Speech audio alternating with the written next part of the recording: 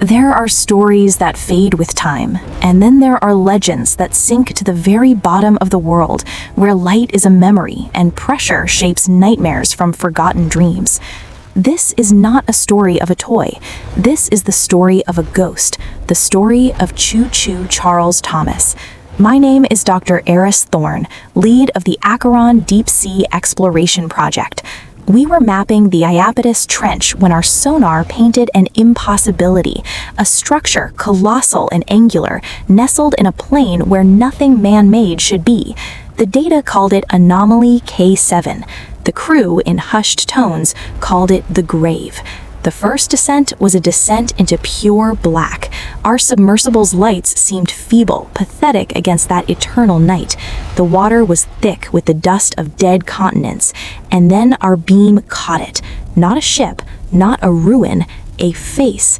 Choo Choo Charles Thomas, drifting in the abyssal current, that familiar, friendly blue, now a leprous, peeling scab over corroded metal. The smile we all remember from childhood books, frozen in a cracked, broken rictus.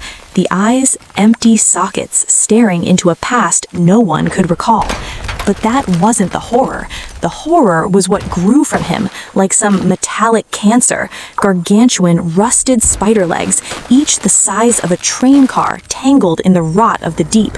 Nets woven by dead fishermen draped over him like funeral shrouds.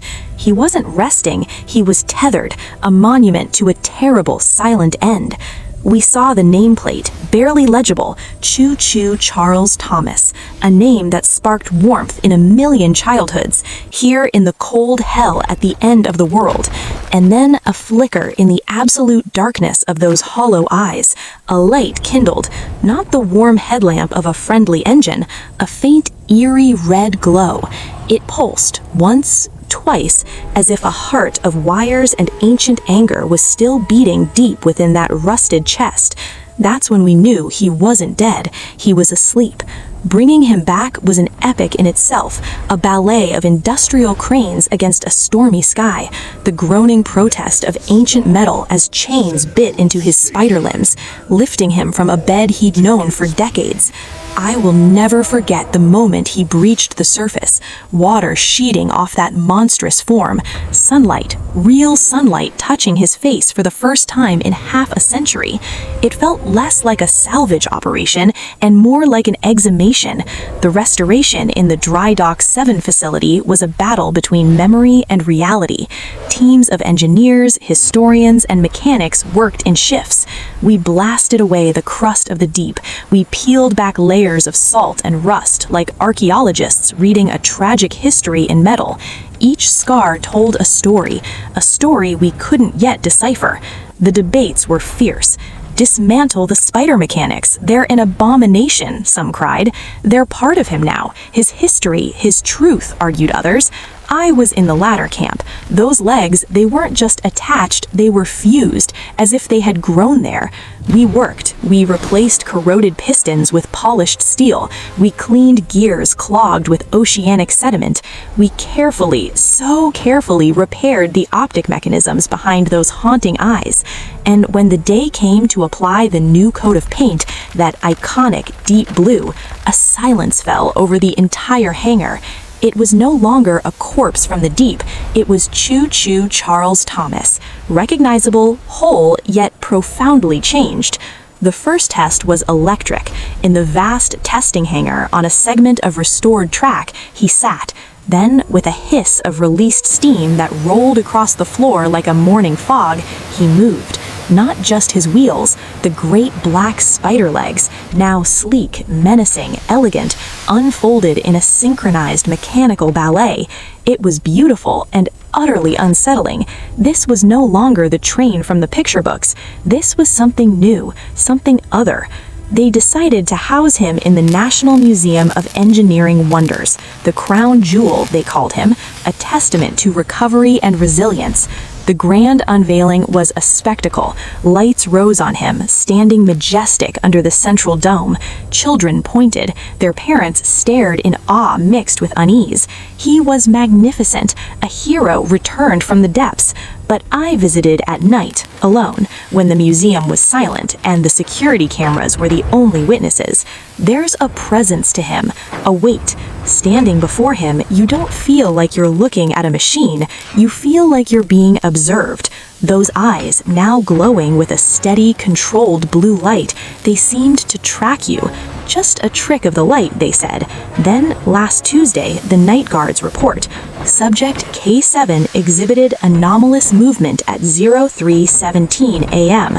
The footage was grainy, black and white, for a single frame as the guard's flashlight passed one of the great black spider legs was in a different position.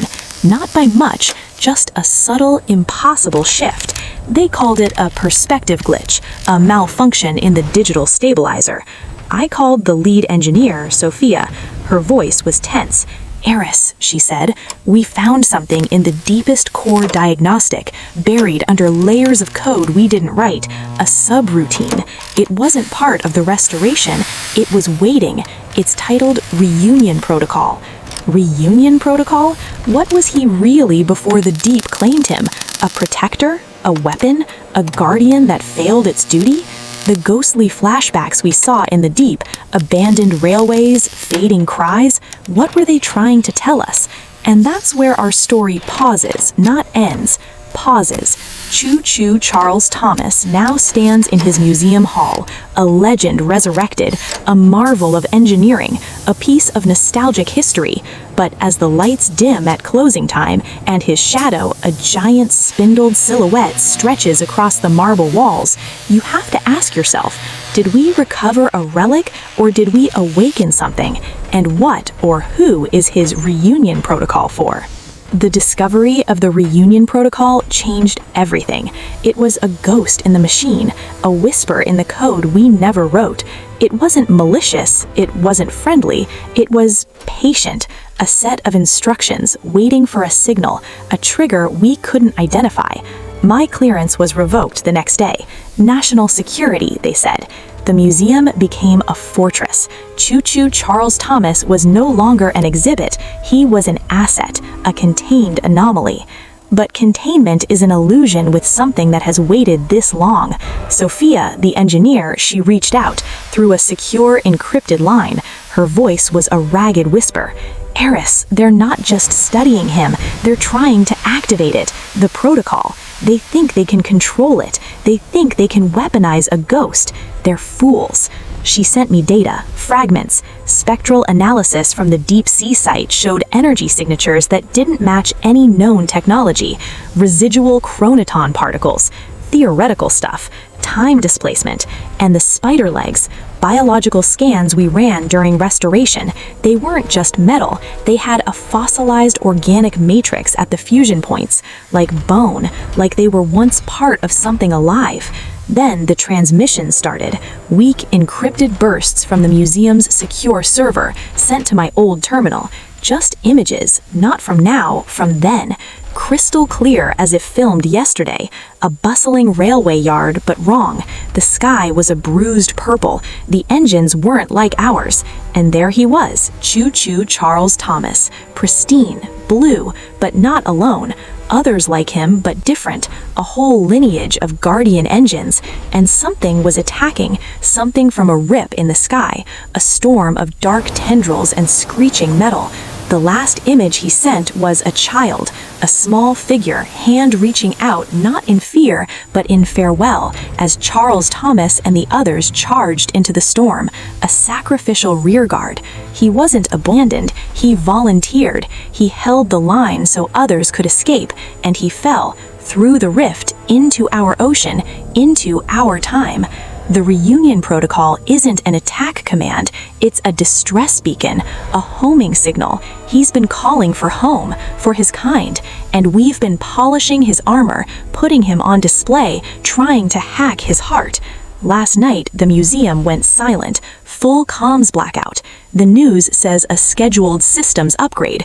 Sophia's line is dead, but I can see the live public traffic cam feed from across the street, the museum's roof, at 3:17 precisely, the same time as the first movement. The great glass dome